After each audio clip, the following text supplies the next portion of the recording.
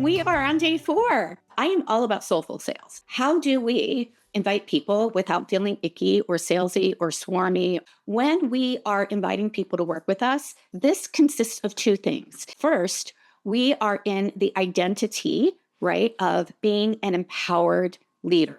Okay. This is not being a used car salesman trying to close the deal. In order to make soulful sales, we have to first realize and decide that, you know what, the way that I am going to make a sale in my business is going to be to lead with value, lead with service first, connect and build relationships. And then we're only inviting people who we've already connected and built those relationships to explore having support. Are you interested in exploring having support to whatever it is that you guys are helping them with? This is not, hey, do you want to buy my thing?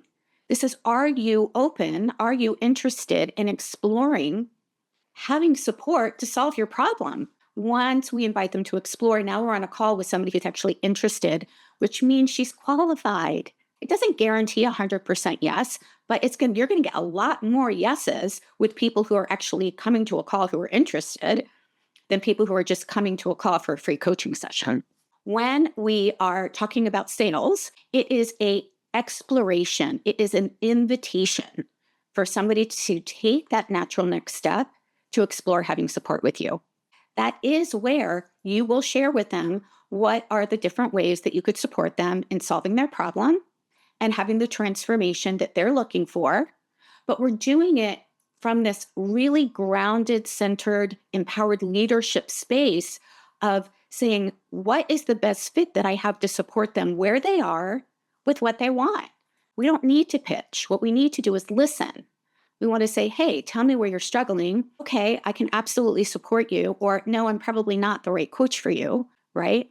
But it is so beautiful because it becomes, again, just a natural invitation. So that is really what soulful sales is about. It's about being an empowered leader, making an invitation to somebody to explore having your support, and then sharing the resource that matches the best fit for where they are and what they want. We have to do that every day. My clients make one invitation a day. And I want you to think about how easy that is to make one invitation a day to somebody who is already in your ecosystem that you've already connected with, that you've already nurtured, to say, hey, are you interested in having support to stop having this experience and start having this experience? That's all it is. That's the invitation. That is really what sales is all about, is listening and helping somebody get what it is that they want. Here's how I can help you. They're saying, yes, I want your support. And you're just making a beautiful, soulful exchange. Before somebody can be a yes to work with you, they actually need to go up what we call the ladder of beliefs. And the first belief that we all need to go through is, I believe that it's possible for me in the world. The second belief is you would believe that it's possible for you. Then we want to ask ourselves, is this possible for me now? I believe it's possible for me if I had the support. The fourth belief is I actually desire the support. It's not just that I believe it's possible for me, but now I'm like, yep, I actually want the support and I want your support. And then the fifth is I believe I could enroll anybody else needed to support my decision. Sometimes we just need to get creative and say, okay, I'm a yes, and I believe that I can figure out how I am going to make this investment in my business so that I not only have support, but you're actually making back your money. And that's the biggest thing that I want to kind of focus on here, is that a lot of people are afraid to invest in their business because they're looking at it as a cost. But I'm inviting you to take a look at it from a different perspective. Because if I told you, hey, Marissa, if you invest $8,000 with me today, you'll get $100,000 back, would you be like, yeah, no, I don't have time for that? Yeah, no, that's costing me something. This is not just a cost up front. It's actually an investment. It's an investment in your time. It is an investment in your money up front, with the intention, though, that you are not only going to make it back, but we want you to at least double your revenue and have you fully set up with a really, really strong foundation for that 100K to 500K business. So I want you to take a look at where might you get stuck in your own sales flow. So when you're working with a client, are you able to take them up this ladder of beliefs? People actually move up through the ladder of beliefs by getting value with you, by having conversations with you from this foundation of service. So this ladder of belief is what we use when we're creating content, when we are giving somebody a freebie where we help them to create a win quickly. Because here's the thing, I want you to be a heart yes first for having the support. We can always find ways to come up with the income. I've had to do it myself so many times, right? But there are multiple ways. I'm going to give you a tip on how you can do this. If you're like, I really want this. This sounds amazing, but I don't know how to pay for it. Making a list of 50 ways that you can actually make money. I just want your brain starting to focus on solutions, not the problem of, I don't have what it is that I need.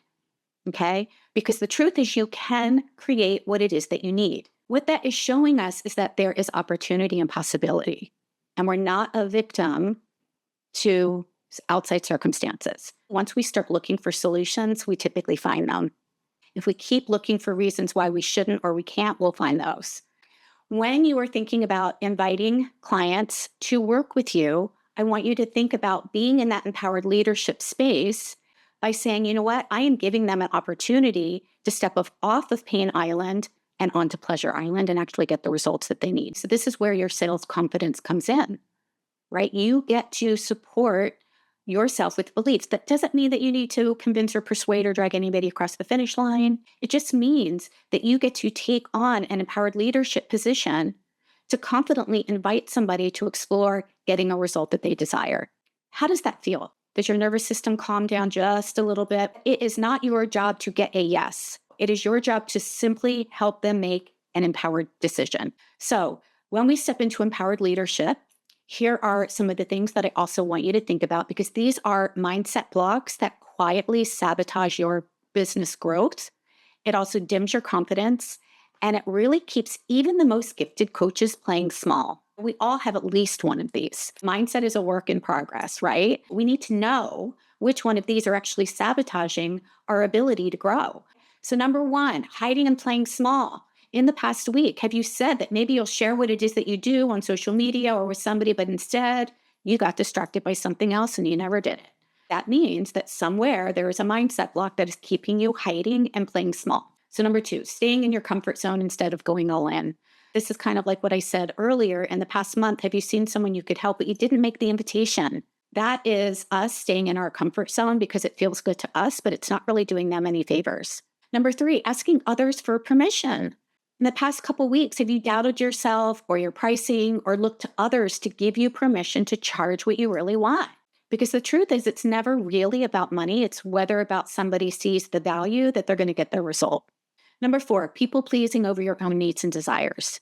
In the past month, have you maybe said that you were going to work on your business, but instead you put it on the back burner because somebody else wanted your attention? What ends up happening is that you end up spending more time people pleasing than actually taking control of your power and deciding, no, actually, that's not going to work for me right now. Thank you for asking. Maybe another time, right? When we can just confidently protect our time and boundaries so that you are not burning yourself out. Number five, waiting until you see proof before you commit. And maybe in the past year, you've wanted to invest in support, but you think you have to make the money first before you actually invest in your business. This is a big one. So this really is about, no, I am actually going to commit first. I'm going to say yes first so that then the how can open in the way. And that is actually how abundance works, because you're stepping into possibility and belief, which then opens to opportunity. It opens to solutions. We have to commit first.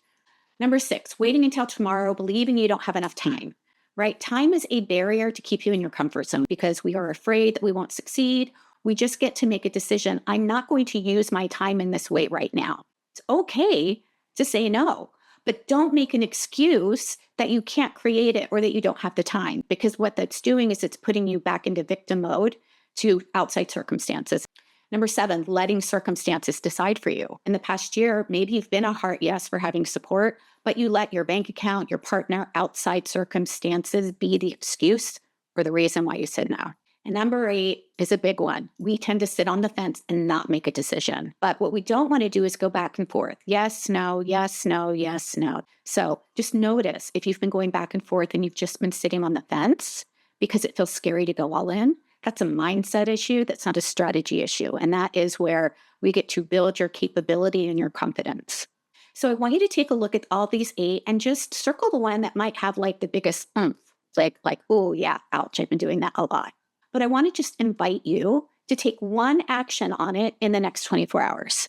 So I want you to think now about emotional capacity, right? Because this is where our nervous system comes in, right? When we are feeling stuck, a lot of times it's because our nervous system is really high and we're worried and we're in fear and we're in doubt and we're actually in scarcity. You get to decide, what do you need to feel supported as your business grows? The truth is, we don't do it on our own. Do you need mentorship? Do you need community? Do you feel like, this is kind of hard doing it on your own? I want other women who are also building and growing their business. We need to be in a community with others who are cheering you on and lifting you up and wanting to support you. Are you lacking structure, right? Like maybe you've got an offer, but you don't have the structure of having a marketing system and a sales system in place. And then nervous system support. We need to be able to build and grow our business, but also get to do it in a way that doesn't burn ourselves out. So I also want to ask you, what happens if you don't get this support? If you don't have community, if you don't have structure, if you don't have nervous system support, how will that affect your thoughts, your business, your confidence, and your revenue?